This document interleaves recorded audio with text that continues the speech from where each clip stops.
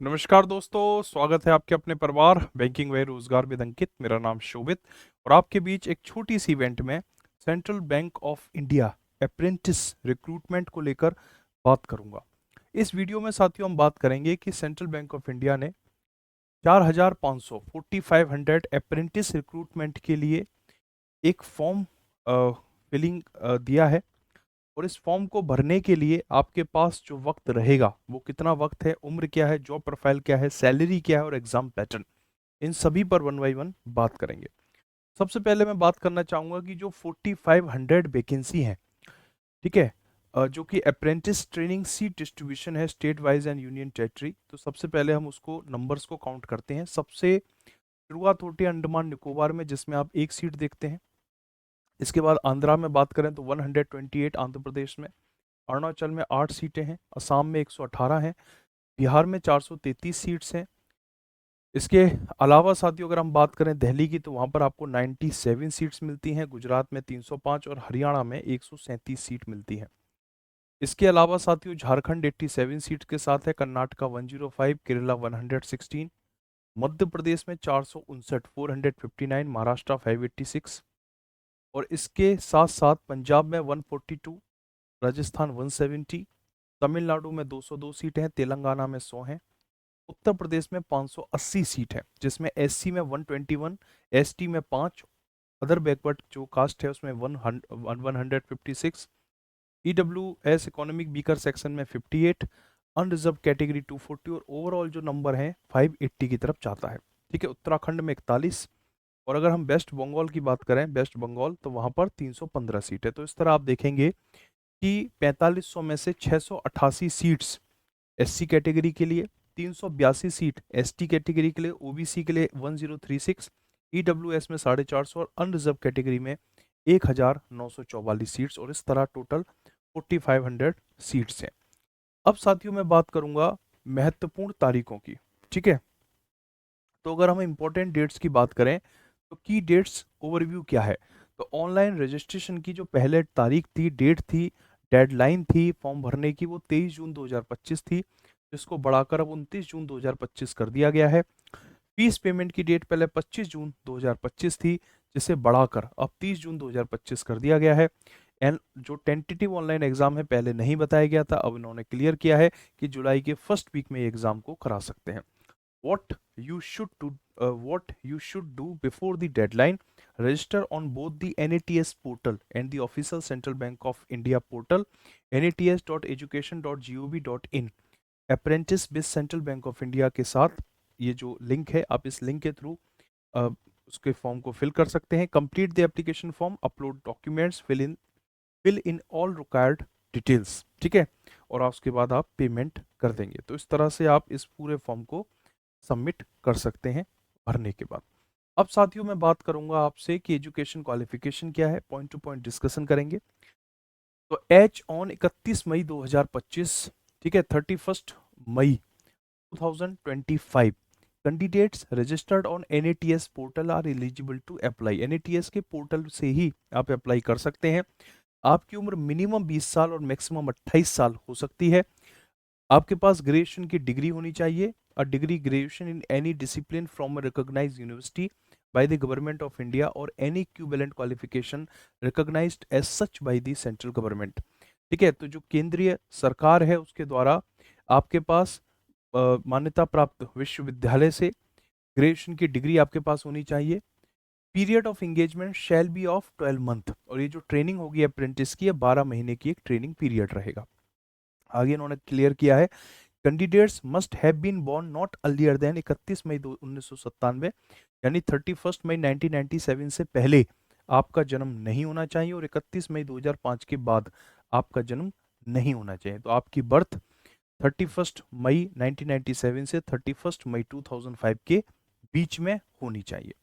ठीक है, तो और इसके अलावा एक पॉइंट और इसमें इंपॉर्टेंट है, वो ये है, candidates must have completed graduation on और आफ्टर 1 जनवरी 2021 ऑनवर्ड्स।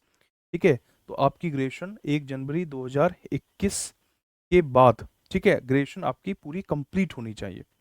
ठीक है, candidates must have completed graduation on और after 1 January 2021 onwards, candidate must produce mark sheet and provisional degree certificate issued from the university college as and when required by the bank. अब मैं आपके बीच में लेकर आऊंगा selection process. क्या है इसका सिलेक्शन प्रोसेस? तो selection for engagement of candidate who apply for apprentice in bank after paying requisite online fee shall have to undergo the selection process. ठीक है, जब आप पूरा फॉर्म वगैरह भर देंगे तो आपका एक रिटन एग्जाम होगा। क्या होगा उस रिटन एग्जाम में? क्वांटिटिव एप्टीट्यूड, जिसे हम मैथमेटिक्स या गणित कहते हैं, उसके 15 क्वेश्चन 15 नंबर के लिए पूछे जाएंगे। लॉजिकल रीजनिंग के 15 क्वेश्चंस फॉर 15 मार्क्स रहेंगे। कंप्यूटर नॉलेज के 15 क्वेश्चंस फॉर 50 मार्क्स रहेंगे। English language 15 question 15 question for 15 marks रहेंगे। Basic retail products, basic retail asset products, basic investment products, basic insurance product, 10 question आएंगे फॉर 10 मार्क्स, यानी 40 question for 40 question for 40 marks. 60 minute 60 minute का ये पूरा overall paper रहेगा और इस 60 minute के पेपर में आप 100 क्वेश्चंस 100 नंबर के लिए फेस करेंगे। ठीक है, इंग्लिश को छोड़कर, इंग्लिश लैंग्वेज को छोड़कर जितना भी सेक्शन है वो इंग्लिश और हिंदी दोनों में पूछा जाएगा, यानी कि पेपर पूरी तरह से बाईलैंग्वेज होगा। ठीक है, दोनों भाषाओं में पेपर को लेकर आया जाएगा। आगे मैं बात करता हूं, bank reserves the right to modify the structure of examination. Examination का जो स्ट्रक्चर है, अगर उसमें कोई भी मॉडिफिकेशन है तो वो बैंक कर सकता है। इस बात का राइट बैंक अपने पास रिजर्व करता है। There will be no negative marking for wrong answer in the objective test. ये जो 100 क्वेश्चंस 100 नंबर के लिए रहेंगे, इसमें कोई भी नेगेटिव मार्किंग नहीं है, यानी कि आप पूरे 100 क्वेश्चन 60 मिनट में अटेम्प्ट कर सकते हैं। Selection will be based on merit as per vacancies, vacancies के अनुसार जो मेरिट है उसके आधार पर सिलेक्शन होगा। Merit list is to be drawn depending upon the vacancy. ठीक है, जो मेरिट लिस्ट बनेगी वो वैकेंसी के आधार पर। In case more than one candidate score same marks in the merit list, such candidate will be ranked in the merit list according to their age in descending order. ठीक है, तो जिसकी उम्र ज्यादा होगी, अगर दो कैंडिडेट जिनकी समान उम्र जिनके मार्क्स स्कोर इक्वल है, तो जिसकी एज ज्यादा होगी उसको मौका पहले मिलेगा, ये इनका कहना है। जब ऑनलाइन एग्जामिनेशन हो जाएगा, ठीक है, तो candidate who have provisionally qualified for selection will be made available on the bank's and BFSI एसएससीज वेबसाइट। तो जब आपका फाइनली प्रोविजनली जब आप क्वालिफाइड कर लेंगे सिलेक्शन के लिए, तो फिर आपका एक बैंक की वेबसाइट के माध्यम से आपको बताया जाएगा। इसके बाद test of local language, the candidate applying for training seats of a particular state should be proficient. ठीक है, आप जिस भी स्टेट के लिए अप्लाई कर रहे हैं उसके उस स्टेट में बोली जाने वाली जो वहाँ की लैंग्वेज है, native language, reading writing speaking and understanding, ये चारों फैक्टर्स होते हैं। आप उसको लिख भी सकें, बोल भी सकें, पढ़ भी सकें और समझ भी सकें। ठीक है, तो इस तरह का आपको ज्ञान होना चाहिए। ठीक है, और इसके लिए उन्होंने ये ऑफिशियल नोटिफिकेशन से ही लिए गए स्क्रीनशॉट्स हैं। फाइनल सिलेक्शन की अगर मैं बात करूं तो final selection of the apprentice will be subject to, final selection का कैसे होगा? Meeting the cut off marks and being in merit in the online examination to be decided by the bank. ठीक है, बैंक जो एक online examination कराएगा उसके cut off marks, ठीक है, वो आपका होना चाहिए qualify, meeting the cut off marks and being in the merit list. ठीक है, satisfactory verification of the document related to DOB, यानी date of birth, category, education qualification, other information furnished in the online application. ऑनलाइन एप्लीकेशन में आप जो जो document देंगे, ठीक है, तो उनका एक सेटिस्फैक्ट्री लेवल पर वेरिफिकेशन होगा, डॉक्यूमेंट वेरिफिकेशन। एंड लास्ट में being found medically fit as per the requirement of the bank, bank के रिक्वायरमेंट के हिसाब से बैंक के अपने चीज़ें होंगी, वो जो उनके चेकलिस्ट होंगे उनको आप जब क्वालिफाई कर लेंगे, आप उसके अनुसार जब आप मेडिकली फिट घोषित कर दिए जाएंगे तो उसके बाद आपका फाइनल सिलेक्शन हो जाएगा। ठीक है, तो फाइनल सिलेक्शन का उन्होंने बहुत क्लियर किया है कि एक कट ऑफ है वो आप क्वालिफाई करें, मेरिट में आए, डॉक्यूमेंट वेरिफिकेशन होगा, मेडिकली आप फिट होंगे, आपका फाइनल सिलेक्शन होगा। अब बात है कि ये ट्रेनिंग कितने समय की है। The duration of training is period of 12 month, ये 12 महीने की ट्रेनिंग है साथियों। कितने वक्त की ट्रेनिंग है? तो ये ट्रेनिंग है साथियों महज 12 महीने की ये ट्रेनिंग है, 12 मंथ की ये ट्रेनिंग है। The apprentice shall be imparted training on different aspect of banking practices, product and processes. ठीक है, बैंक के जो तमाम तरह के प्रोडक्ट हैं, प्रोसेस हैं, प्रक्रिया हैं, ठीक है, आप और जो बैंक में किस तरह काम होता है आप उस सभी से रूबरू होंगे। अगर हम बात करें स्टिपेंड एंड बेनिफिट्स की, the apprentice are eligible for a stipend. ठीक है, of rupee 15,000 per month for the engagement period of 1 year. एक साल की ये जो एक एंगेजमेंट पीरियड है, इसमें आपको 15,000 रुपये महीने मिलेंगे। इन्होंने बहुत क्लियर किया है, 15,000 पर मंथ। ठीक है, इसमें कोई डाउट का कहीं कोई स्कोप नहीं। ये ऑफिशियल नोटिफिकेशन का ही पार्ट है जो मैं यहाँ बता रहा हूँ आपको। 15,000 per month for the engagement period of 1 year. The apprentices are not eligible for any other allowances and benefit. इन्होंने बहुत क्लियर कर दिया, हर महीने आपको 15,000 रुपये महीने मिलेंगे, कोई अलाउंसेस और किसी तरह का अदर कोई बेनिफिट इसमें संलग्न नहीं होगा। ठीक है।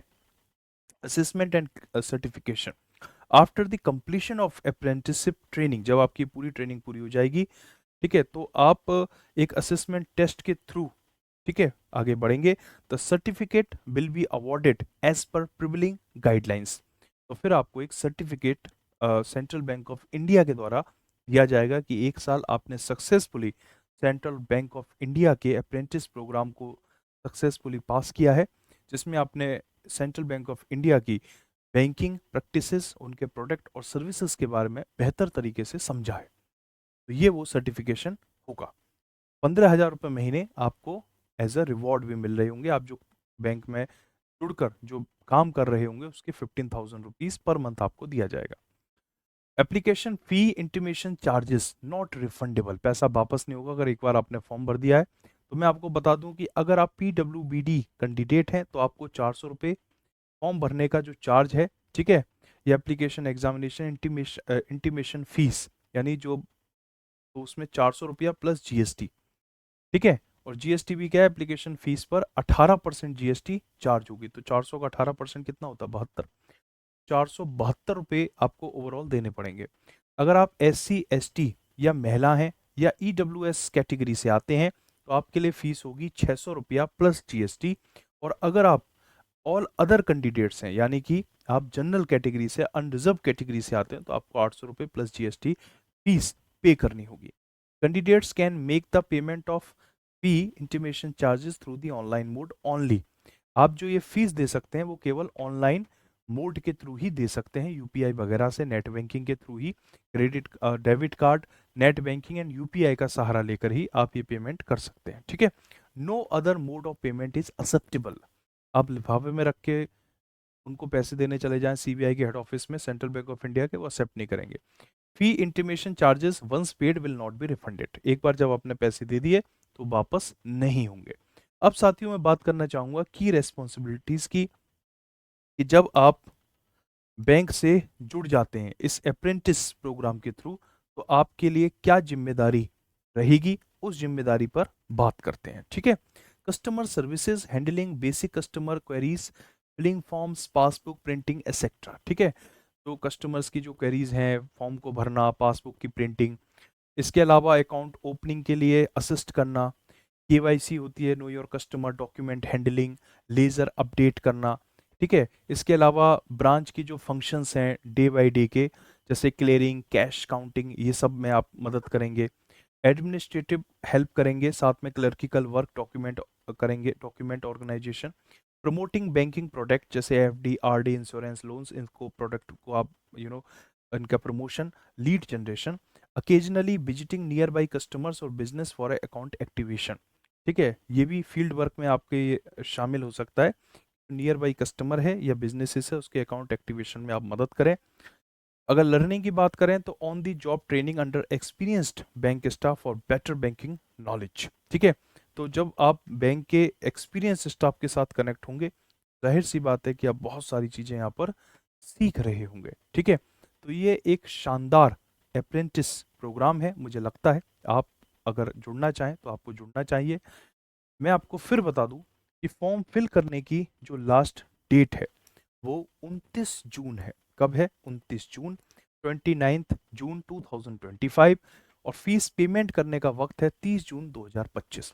जुलाई के फर्स्ट वीक में इसका एग्जाम होने की संभावना है, ऐसा उन्होंने अपडेट किया है। ठीक है।